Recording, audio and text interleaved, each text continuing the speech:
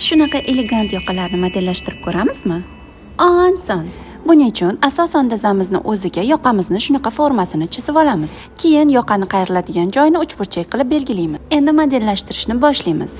Andozani joylashtirib olib, xuddi shu chizmalarni qaytadan chizib chiqamiz. Faqat yelkaga oldi tarafga 2 sm bo'shliq uchun tashlaymiz va yana 3 sm dan oldi bo'lakka tumacha haqqi tashlaymiz. Yoqadan shu ko'rinishda obrazes olamiz. Keyin videoda ko'rsatilgandek ikkinchi chiziqqa to'g'rilab yoqani tushirib olamiz. Shu tartibda tepaga qarab chiziq tortamiz. Uzunlikni necha bo'lishi orqa bo'yin aylanasining yarmiga teng.